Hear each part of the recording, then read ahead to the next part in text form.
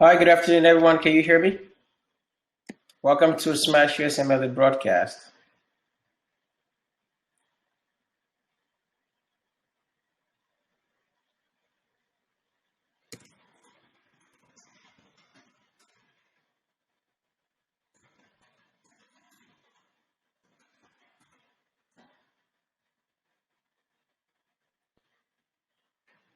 So I'd like to welcome everybody to our broadcast today. And if you're ready here, just send a message to our chat box.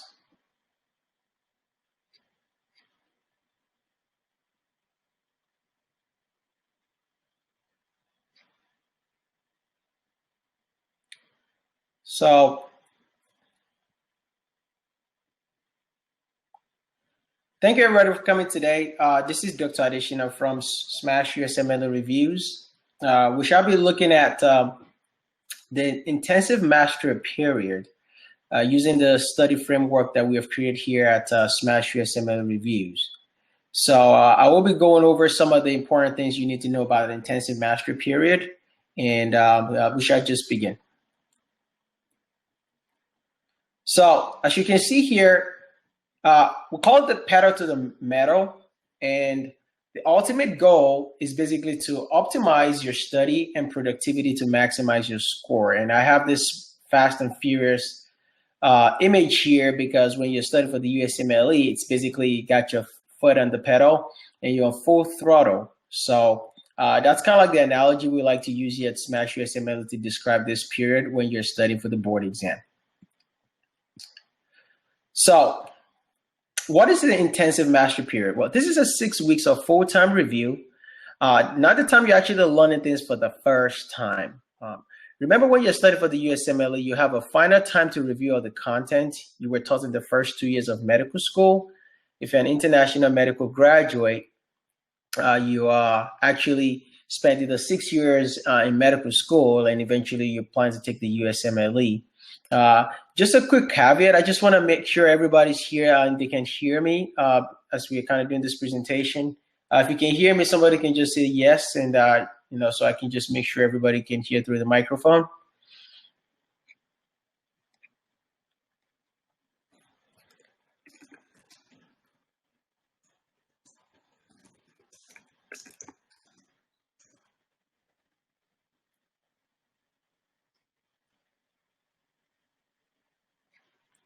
I'm just kind of waiting for feedback here so that, okay, thank you. Thank you very much, Valentina, for that. So, so we can continue then. So, like I said, the intensive mastery period is basically the period where that you have a short amount of time to be able to review for the USMLE. So now this is a very important caveat. During this time is not the time you try to learn and memorize everything in medicine. That's impossible because trying to learn every little detail is not productive. So don't try to learn as if you're learning all facts are created equal. They're actually not. So your goal for this time period is to focus on the big picture. I mean, like more high yield information that are actually clinically relevant. For example, it's more high yield for you to understand the pathogenesis of COPD, clinical signs and symptoms of COPD and how we treat patients with COPD, rather than just learning the low yield stuff like embryologic pharyngeal clefts or pouches in the embryologic section. Because those are low yield information you're probably going to forget. It's good if you know it, but it's not the most high yield information. So what's the definition of intensive mastery period? Well, this is a 6 weeks of full throttle review for the USMLE. And when you're actually studying this time period, you'll feel like you're the smartest person in the world because you're going to learn so much. However, it's also anxiety provoking. It comes with a lot of anxieties. And usually those anxieties come from two things. The first thing is you don't know exactly what to do if you're kind of figuring things out as you progress. And sometimes you have to basically try to make up a new plan. The second thing students run into is overthinking the process. Students are constantly resetting their plans or changing their plans every day. And you kind of end up wasting time because you don't have a good rigid structure. So now this is another thing you need to know. Start becoming comfortable with the idea that you don't need to memorize every single fact in the world of medicine to do well on this exam. You just need to be efficient in understanding the important clinical concepts, recognizing important concepts, and applying them to the questions that you're being tested on the board exam. And this is kind of how you get your 240s to 250s. Now, if you want to get above 250, then you have to go above and beyond to know more, or else you're going to just be overwhelmed with a lot of facts. So this is the most important slide of our webinar today. Okay, so we're going to go over this slideshow, and we're going to go right in detail. So this is a schematic showing you your timeline, activities, and strategies during the intensive mastery period. So we recommend no more than 6 weeks because you will start to forget what you learned in the first week. So as you can see here, you have a timeline at the top here, the activities that you should be doing, and the strategy that you'll be implementing as you move along when studying for your board exam. And here we break it down into 6 weeks. Yeah, so the top here is week 1, week 2, week 3, week 4, and week 5 and 6. And we'll talk about each individual activity that you'll be doing in a minute and exactly what strategies. So this is just kind of give you a timeline. And at the end of 6 weeks, you take your board exam. So why do we recommend 6 weeks? Well, what happens is that when you're studying for the USMLE, you're learning a lot of information. And if you spend more than 6 weeks of high intense review, you start to burn out, because you start to forget what you learned in the first week, and it becomes a lot of diminishing returns whereby you just try to cram information out after 6 weeks and you're exhausted and fatigued, okay? So that's why we don't recommend no more than 6 weeks review. If you're an IMG, we recommend about 12 weeks for you to study for the USMLE because we know like every student has different deficiencies in different subject areas. So if you're coming from Ukraine or the Caribbean island or India, you might have to review all the content, especially if you've been in clinical practice in your country. You come to America and you have to learn all those basic knowledge and basic science knowledge again, which means it's going to take you some time to learn all the biochemistry and the genetics and the pathology that you've forgotten compared to the clinical contents that you know for step 2 CK, for example, step 3. And that's what makes step 1 different. So the first thing, though, is that you need to know yourself. So if you're a student who's deficient in a lot of areas, we want you to use the first month known as the pre-intensive mastery period. So we're not talking about the 6 weeks you're studying. So you spend the first month of which we call the pre-intensive mastery period to get a good grasp of the most subject areas to relearn what you've been taught in the first 2 years of medical school. So most students in the US usually take their USMLE around either June or July or basically the mid of May. So that's usually when most students study to take the exam. So which means we're talking about April, towards the end of your second year of medical school, you spend that last month, 1 month, kind of going over the concepts that you actually really don't understand when you're just memorizing in the first years of med school. So now let's take a look at week 1. So the first thing you have to do at the beginning of week 1 is you start with NVME 17, okay? Now there's 3 NVMEs, there's 17, there's 18 and 19, but then or you can also do the computer clinical comprehensive based self-assessment exam if your school already sponsors one. So there's some medical schools that offer you this, they call it an NVME practice test, or like a kind of like a pre-USMLE test exam that you take. And make sure you take that if the school offers it. Or if you don't, just take the NVME 17. And you probably wonder, why should I waste money, $60, go and pay for NVME 17, and I have not even studied anything? Exactly. That is the point. That is what makes this mastery period different. This study plan is what has been proven by Harvard medical students to work, and they use it all across the country.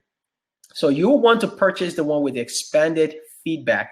That's what they even have by default right now. So why are you taking the NVME 17 is because you use it as a diagnostic tool to discover your weak subject areas. For example, you take NVME 17 and you'll find out that you're weak in biochemistry or cardiology. Also, it allows you to assess how you do with other students on the exam, because you get to see your score report and you see how far below you are to your target goal for your actual exam.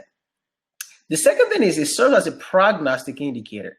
it gives you a good indicator about your performance for the exam. So it's a great assessment of how you will perform when you complete your last NVME prior to taking the USMLE. So now, another thing you need to know is that in the first 2 years of medical school, you're going to be using the question bank to practice and learn the material for the first time. And you need to get familiar with how questions are written for the boards. So the style and the formatting of the USMLE is so unique because it's all integrated knowledge. So getting familiar with that is very, very critical. So the first thing we do here, as you can see, is we take the CBSSA 17 or the CSS A4. This is for step 2, okay? And once you do that, you basically know what your weak areas are, okay? So now we finally did activity number 1, and then you go to strategy. You want to plan your intensive master period schedule. So once you've completed that,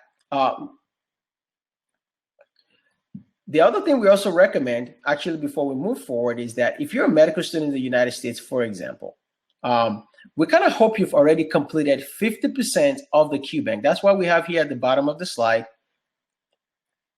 completed 50% of the QBank. Well, because when you're in medical school in the first 2 years, usually at the beginning of your second year, we recommend that you start practicing questions. At least start with 5 to 10 questions a day, beginning of your second year. Get used to understanding how these questions are written in the question bank. Smosh USMLE QBank has about 2,200 questions. You start working on these questions, and don't worry about what you're getting on the question bank. That is not what's important.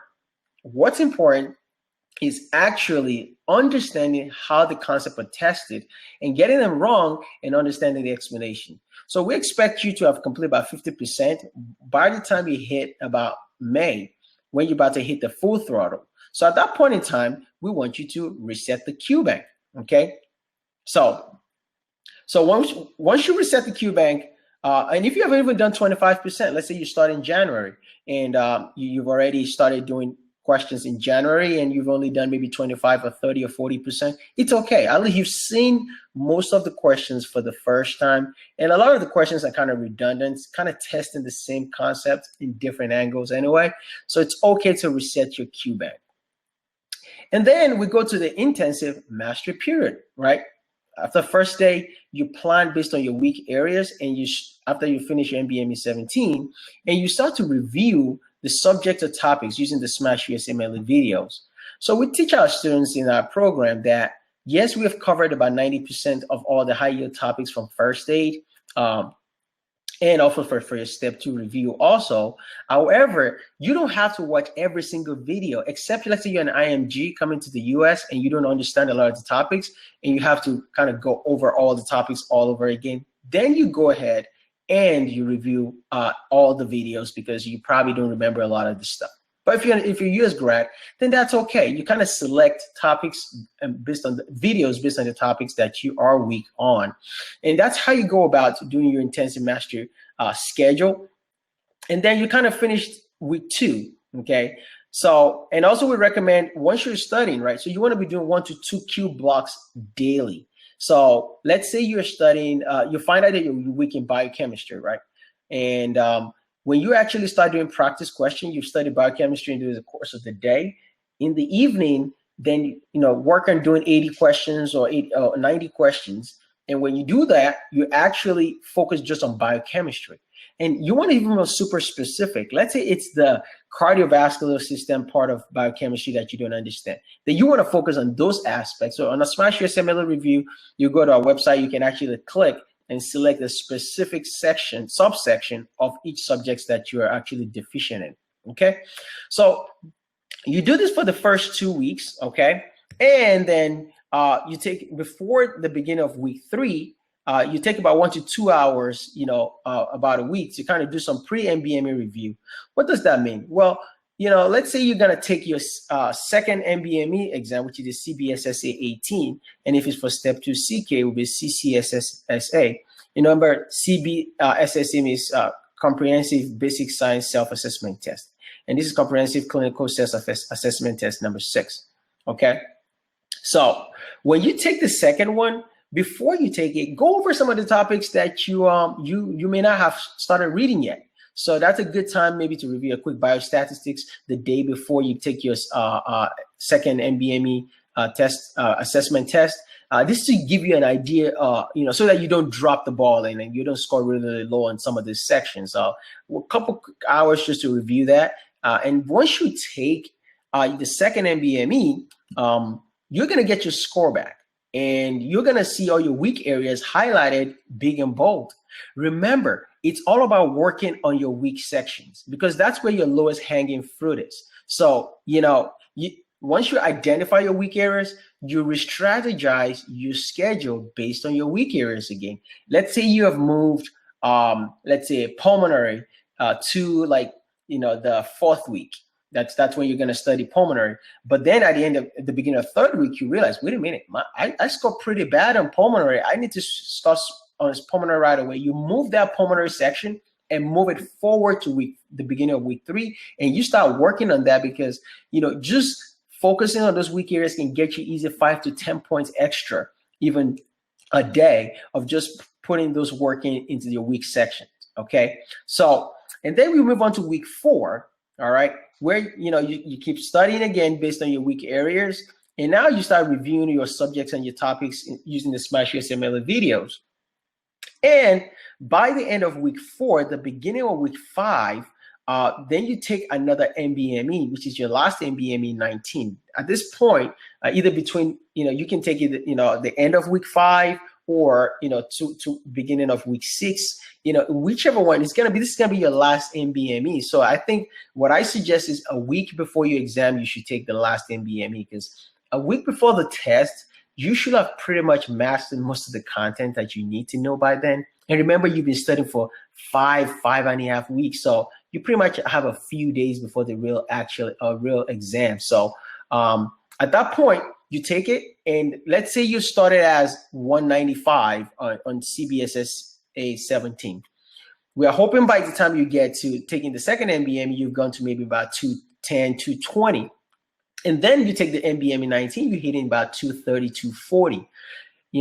If you're hitting that number, 242, 243, 235, you're ready to take the test. Basically, that's a good sign that you working on your weak sections have already paid off, right? You're getting extra points and you're working on those low-hanging fruit. So once you take the the NVME 19 and you get a high score, you should be good to go. Now, this is a caveat. I meet students all the time and they take their NVME or CBSSA before maybe 3 days before the exam or 5 days before the exam. And let's say the score 199. And they're like, oh, wow, I did pretty okay. I passed the test. Now, that's not a good indicator, because on the actual exam, your score is going to fluctuate based on plus or minus 12 points. Okay. Now, most of the time, you're going to score slightly lower or higher on the actual exam. So let's say a student is scoring 200. Okay, let's take 200 for example. When he takes the exam, if he's scoring 200 on this last NVME and he goes ahead and takes it, he's probably going to score between 195 plus or minus maybe 205. Okay, now you're taking a chance because let's say you're an IMG or even a US grad and you wanted to match it to radiology or or emergency medicine or OB. Think about the specialty you're going to be going into. If you're going to family medicine and you really don't care much, which you should, if you pass the board exam and you're a US graduate, you're matching to residency. Family medicine is not competitive. But if you're going through the E roads, which is E roads stands for emergency medicine, radiology, ophthalmology, anesthesia, dermatology, and S stands for surgical specialties, which is urology, general surgery, okay, ENT, all those surgical specialties. They're very competitive. So your score's got to be high, and you're competing against people who are scoring in the 230s and above, or at least 220s and above. And the average score in step 1 right now is 228. On step 2 CK is 240. If you're at IMG, I tell all IMG students, do not look at those numbers you see on the NVME website as your number, okay? Because this is a 3-tier process. The allopathic MD students are ranked first and they must match. And the osteopathic medical students are ranked next if they try to go into an allopathic program. And then the IMGs are ranked last. So even for a program director to look at your applications, they use the USMLE to screen people out. That's why a lot of IMG students apply to 100 programs and get maybe 5 or 4 interviews, right? Except you actually go to a program where that they know you personally, and then they will probably just interview you anyway, whether you have a high board scores or not. Now, whether they pick you or not, it's up to the program. So I tell, whether you're a US grad or an IMG student, I basically recommend that shoot for as high as you could possibly can. Okay. Now, if you want to go into pediatrics and you score 205, you're going to match, right? But what about if you shoot high enough or a high enough board score? So when you take your NVME 19, your score gives you a chance to be able to get multiple interviews, which means the more interviews you get, the more chances of you be able to match and pick a program you actually want to go to. So that's just a little caveat. We'll talk about that in another day. Okay. But after you take your NVME, the next thing is review and attack weak areas. Okay. That's the ultimate goal. All right. Now, by the time you hit the beginning of week 5, you should have completed about 2,200 questions, and you should have annotated in your first aid. Okay. So when we said review weak subject topics with Smosh USMLE videos, it means as you're doing your questions, just 1 to 2 Q banks daily, you're annotating your first aid and filling in the information. And the goal is you should have read through your first aid at least twice, a minimum of twice before you even take the board exam. If you can read it 3 times for the last review, that will be awesome.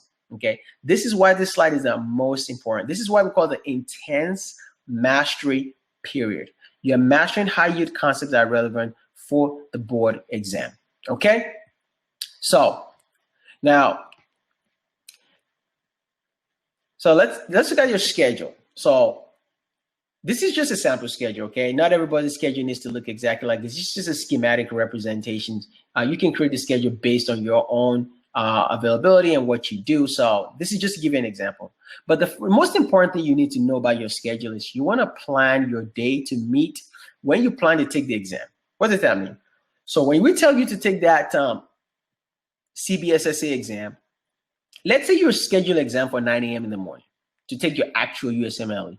Well, when you're taking your practice test, you should be taking it at 9 a.m. in the morning. Why? It's to simulate that exam mode, so that if you're scheduled to take your exam in the morning, don't take your practice test in the evening, because that doesn't match that time frame. Okay, so make sure you do that. Okay, so you're simulating that environment. It's and so that when you actually take the exam, you kind of feel the same thing. So let's take a look at this board schedule. The first thing when you plan your intensive mastery board schedule is that during this time, first of all, pick up the phone, call your dad, call your mom, call your friends, and tell them, I'm sorry, guys, I am in board mode. I am not going to be available for the next 6 weeks. If you need to reach me, just leave a message. I'll get back to you. Okay, you're not abandoning your family, but this is the most critical point of your life. Okay, you only get to take the USMLE once. Once you pass it, that's it. You can never retake the test. Okay, and if your score is low, your chance of matching to residency is lower. Okay, so you need to take this like your life depends on it. Okay, another caveat that you need to know about when you study for the boards, you will be tired no matter what you do. Even the top-notch gunner medical students, they are exhausted, okay? So now that's why we create this schedule in a block format. So pick a block. So there's block 1, block 2, block 3, and block 4. And it's basically an 8 a.m. schedule all the way to 11 p.m. in the evening. So the way we create it is basically 1 hour increments, right? 8 to 9 a.m., you put your study time. Then 9 to 10, study. You do that till 12 p.m., but wait a minute. You can't be studying 4 hours straight. That is insane. Don't do that. Study in 45 minutes to 50 minutes increments of time, okay? Take 10 to 15-minute break per hour. I'm going to repeat that again. You must take 10 to 15 minutes for every hour that you study, because you do not want to burn out, guys. This is very, very crucial. So it's basically 45 minutes block, or it's 50 minutes, and you time yourself, and when your alarm goes off, you stop, you get up, you walk away out of the library or wherever you are, go take a break, and come back in 10 minutes. Okay, you do that, and then during lunchtime, you exercise. Guys, this is a marathon. This is a marathon. You got to exercise. You don't want to be reading about diabetes and hypertension and hypercholesterolemia, about patients that have a sedentary lifestyle while you're sitting there studying long hours and you're not doing the same, okay? Exercise is good for your brain, increases blood flow to your heart, right? And basically enhances your brain activity. So exercise, even if only for 20, 30 minutes, that's good, okay? Eat, take a little light walk. You know, you don't have to go to the gym and do some crazy workout if you don't have to, just so you don't get exhausted. But walk, take a run, okay? And drink a lot of fluids. And then you start with second block. Do the same thing just like block one, and then take breaks. You have to take break, guys. And then dinner, 5 to 6 p.m. Why, you can be listening to like a little video even while you're eating dinner, or you can be listening to an audio. Whatever you do, exercise, incorporate exercise, go for a walk in the evening, get some fresh air, okay?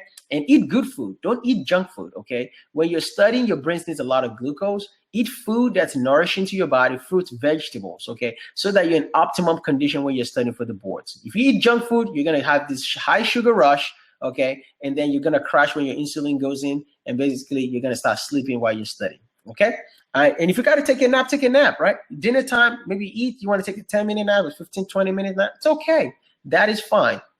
You can also incorporate flashcards into this section. We have flashcards on our website. You can go through it on the app. You can do that. It's up to you. Now, block 3 is 6 to 11. You got about 5 hours to do question bank and review your question banks, okay? So at 11, we recommend you go to sleep, okay? No more 11 p.m., you're done, you're exhausted, go to sleep. All right, so, and also, the goal is for you to be able to sleep about 8 hours a day. Just give me 1 second.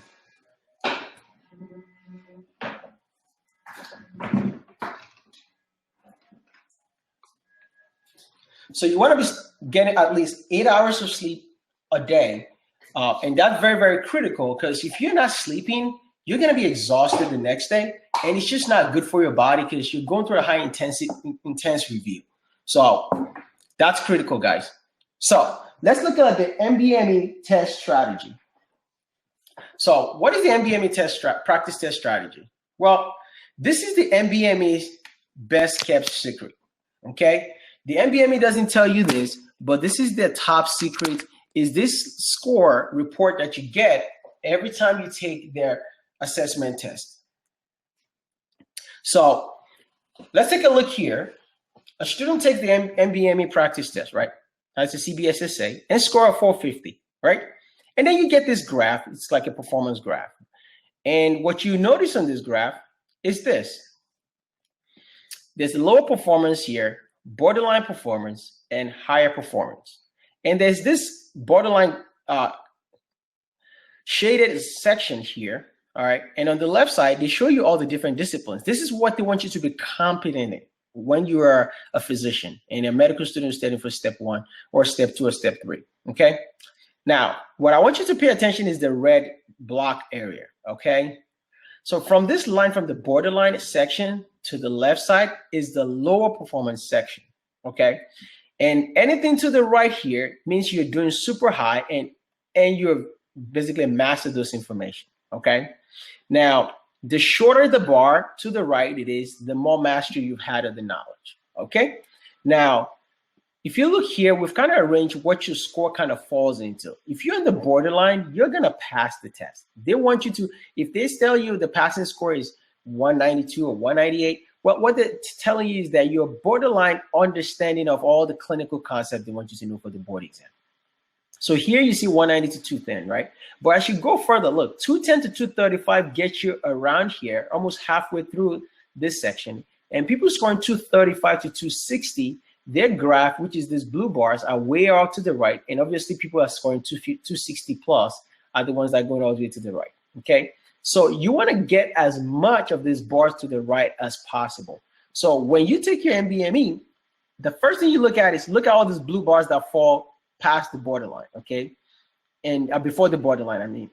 And that's your weak areas. That is what we talk about, the weak areas. So when you take it, you're like, okay, I'm weak in physician tax diagnosis. I'm sorry, here is principle and management. Also behavioral sciences. I'm weak in gross anatomy and embryology, and I'm also weak in the cardiovascular system. Those are my weakest areas, all right, because I'm below the borderline. So what do I do next? Well, I'm going to transfer that and look at this detailed analysis of the content. So what you do is basically you compare side to side and say, oh, look at that. On behavioral sciences, I got 4 questions wrong. That's not good. And on gross anatomy and embryology, I got 4 questions wrong, right? So that is how you identify your weak areas. Once you've identified them, you translocate that and say, okay, now I've identified, now I need to master the concepts on my weak areas by using the Smosh USMLE review to be able to find out what I need to work on and basically combine my first aid to be able to master the content. And you do this over as you go along and you're studying for the board exam, okay? This is what we call the NVME practice strategy, and this is what really works, okay? Get the lowest hanging fruit. So let's take a look at the timeline for US grads, right? So we said the pre-IMP, which is intensive master period, it's usually the first 2 years. Sometimes some students, you know, for example, at Harvard, they only do 1 year of basic science and they do research, or Duke. So, well, either way, whether it's the first year or the first 2 years, you want to focus on high-yield clinical concepts, right? Remember, you study 5 to 10 questions a day to learn the concept from the book using videos and Q-banks. Concepts always trump factoids. Remember, you will forget the low-yield materials. It's guaranteed. You will forget them because they don't stick. But if you understand the overall arch and the overall theme of the of each disease, you will be able to understand how the question writers are testing on it. Now, by the intensive mastery period, you have to finish 50% of the Q-bank by then, or even 25% that you've annotated in your first aid, like the presentation of diseases, pathogenesis of diseases, diagnosis and management of most diseases. And during the intensive master period, then you reset your question bank, and then you finish the Q-bank completely. Some students don't do that. Don't take your USMLE exam without finishing the Q-bank, okay? Because this is the time you have a full-time review of the exam, and always use the NVME practice strategy. So typically you start September to December M2, in January to April, the pre-intensive mastery period. By April to June is the intensive mastery period, and May to June you take your USMLE. How about the timeline for the IMGs? Well, this is a 12-week period we recommend for you guys. So you want to complete the preclinical 4 to 5 semesters of medical school, obviously. And then, you know, if you finish your medical school and then you want to take the USMLE exam. So we recommend at least 4 to 6 weeks of review. And what do? Well, you watch Smosh USMLE review lectures to master and understand how the USMLE is being tested.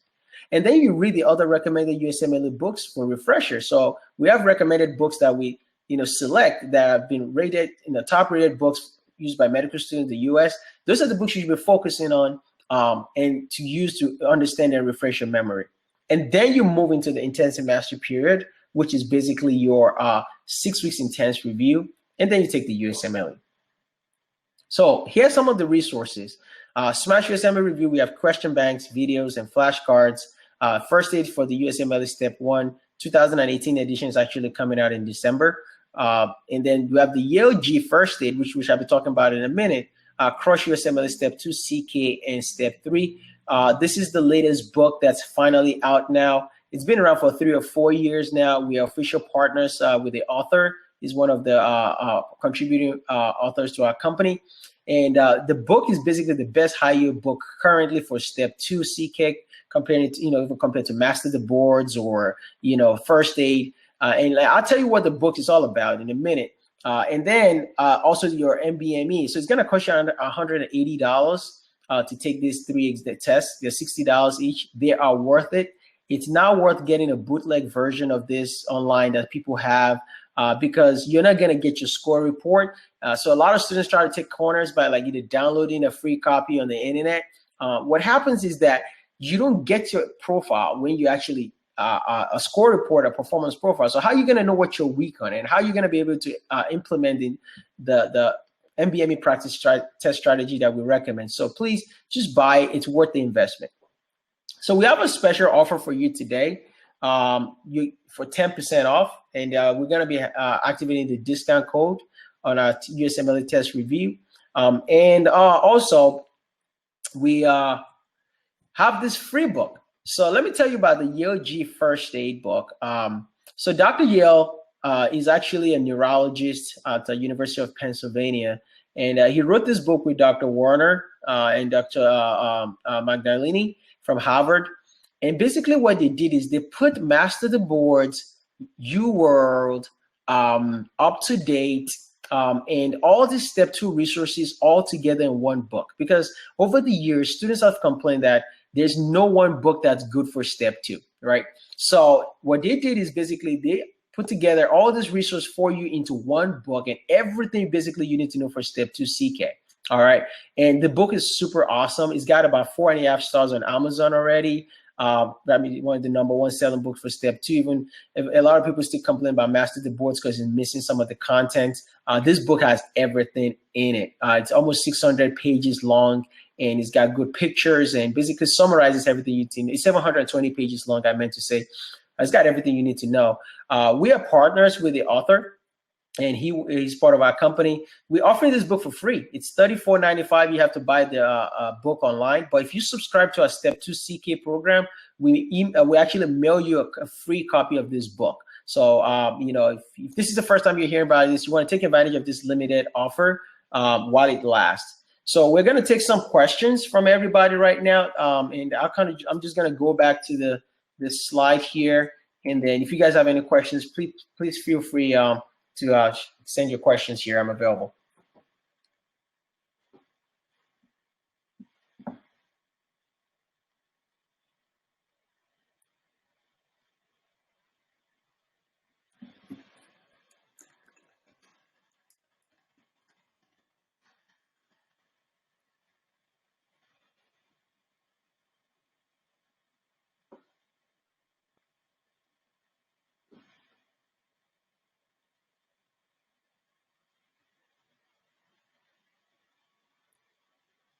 So the discount code is available below. It's USMLE 10. It gives you 10% off any of our USMLE Step 2 and Step 1 program to have access to it. So you can use the code and you can also share with your friends.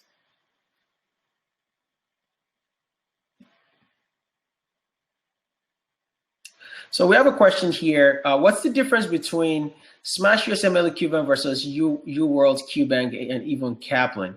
So the difference between our question bank is that, and UWorld QBank is, the question is actually written by MDs and MD PhDs, and we follow first aid very, very closely.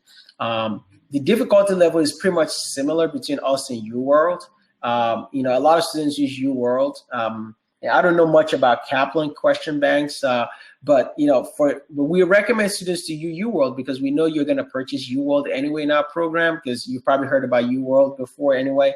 So we still recommend you use UWorld. But specifically for our program, we have the Smosh USMLE QBank, which has about 2,200 questions, and to be able to allow you to study for the USMLE. But you'll see, it's pretty much similar difficulty, just like UWorld QBank, and it basically helps you reinforce and resolidify some of the topics that you don't know on the board exam.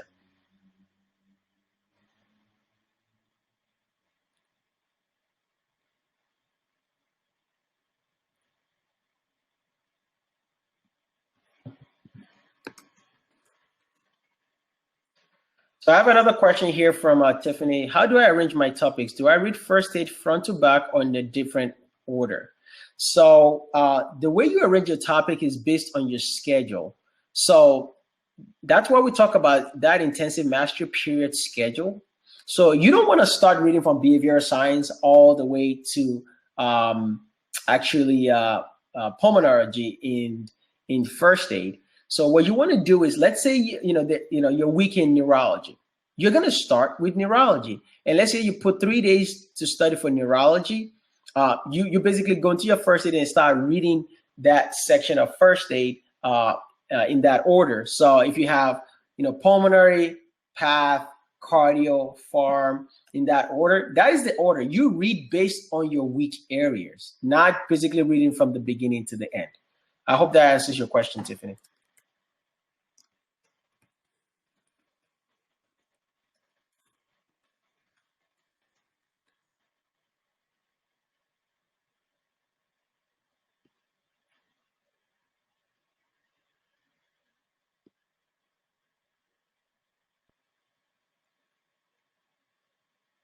Does anybody has any other questions?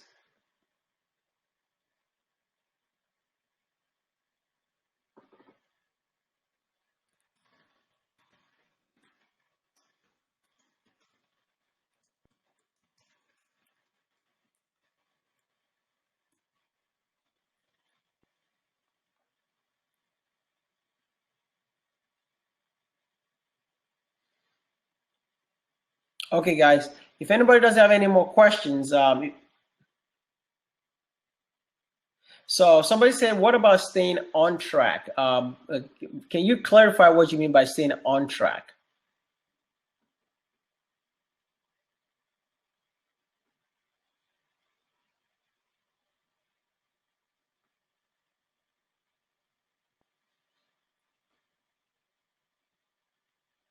So basically, if you're, what we recommend is that you can take one day off, in between your studying, like in a week, if you have to. But it's probably not a good idea if you're taking breaks for 2 to 3 days, if this is during your intensive mastery period, because, you want to continuously build up on your knowledge base. And if you take an extended period off, um, okay, so how do you force yourself to get back on track? Okay, now, except you have ADHD or some underlying medical condition, it's hard. It's hard, but you kind of just have to be very disciplined. Remember, like, there's so many people studying for this board exam, and you're not the only one. And the discipline is the most important thing. There, turn off your phones, get off the internet, get off Facebook, shut down your accounts.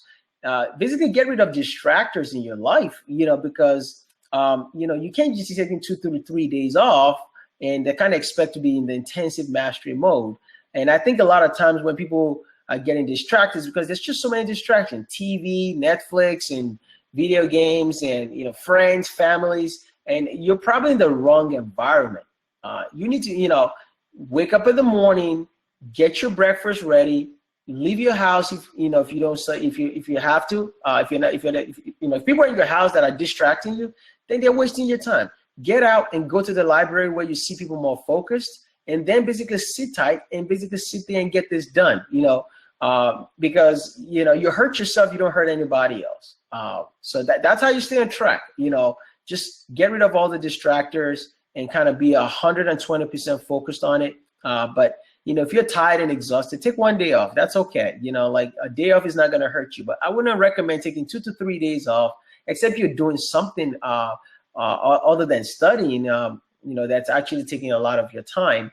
But if this is during the pre-intensive master period, let's say you're an IMG and you're working on research or something like that, then that's okay. Like, you're watching videos, you're just catching up on content. You can kind of spread things out a little bit. But after that period, you got to stop and just focus for 6 weeks straight. That's it. So that's what I strongly recommend that you do. We have another question here. What about the format of Smosh USML video? Do I arrange them to suit myself? So yes. So you remember when you create your schedule, the way you create them is basically how you also follow the videos too. So we're actually coming out with a new schedule for a 6 weeks intensive program that's going to incorporate all the Smosh USML videos in each block, and that we're working on. It should be coming out by next week. And then you'll be able to see a sample, but you're still gonna have to create your own version of it. But that's kind of how you do things also. So let's say you decide to study cardiovascular system, right? Basically, the way you do is you create 3 days for cardio, because cardio is a big. Then there's 4 big topics. There's cardio, pulm, GI, and neuro. So this takes about 3 days, and micro. So you create 3 days, and you say those 2 blocks that we've talked about, you fill in the video topics that you're weak on, and you plug them into those. So you're gonna be watching those videos. Remember, you can speed up the videos up to 2 times the speed. So a 10-minute video should take you 5 minutes or 7 minutes. And that's how you're kind of ready to suit yourself when you're using Smosh USML videos, Tiffany.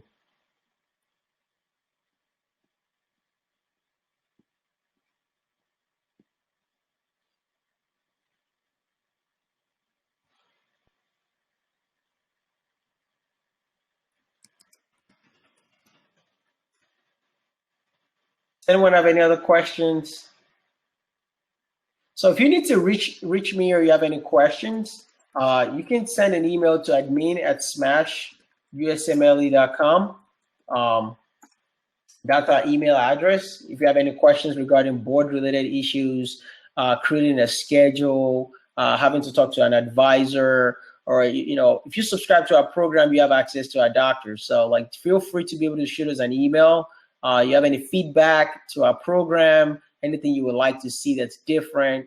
We have like flashcards, we have question bank videos, we have audiobooks. So we try to make it as comprehensive, but we always try to improve ourselves in terms of bringing you the best resource and giving you things that are high yield. So if you have any suggestions, we are always here.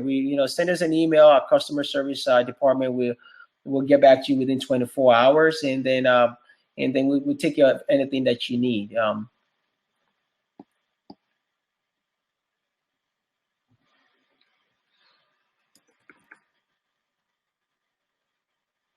Okay, guys, if we don't have any more questions, thank you everybody for coming to the webinar today. We really appreciate it. We'll have another webinar coming up in the next 2 weeks or so. Just look out in your email, and don't forget to share the word with your friends and let them know about our webinars.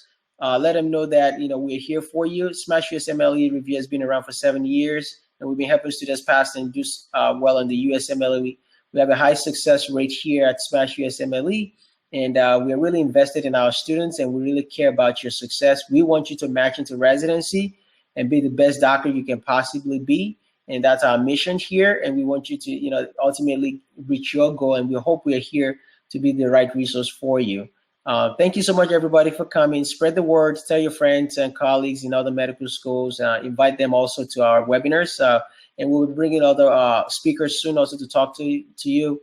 If you have any suggestions to any particular topic you want to hear about, shoot us an email, and we're more than happy to let you know. Thank you very much. Have a wonderful day.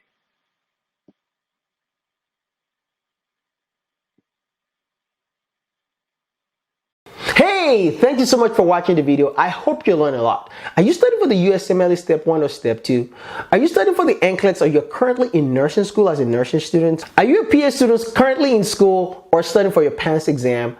Or are you a nurse practitioner student or trying to take your NP board exam? Listen, I've got super awesome content for you. If you truly love this video and it simplified your learning process, I want you to check out my website below. I've listed all the list of exams, whether you're studying for any of this board exam, and all I want you to do is click on the link right now below so that you can take you directly to my website. For USMLE, just go to smashusmle.com. For NCLEX, go to crushnclex.com. And if you're studying for the PANCE exam, the nurse practitioner exam, or you're studying for your internal medicine board exam, just click below and it'll take you directly to ftplectures.com. Listen, I can't wait to help you. If you need to get in touch with me, just get to my website, be able to reach me directly, and we can work together one-on-one. Listen, you're super awesome, and my goal here is to help your dream come true. If you want to be a doctor, want to be a nurse practitioner, a registered nurse, or physician assistant, I'm here to help you get to that next level with your medical knowledge. Let's save the world together. I love you guys. You guys are super awesome. And do not forget to click on the link below to be able to get to my website. Also, don't forget to subscribe to my channel. You guys have a great day. Let's go.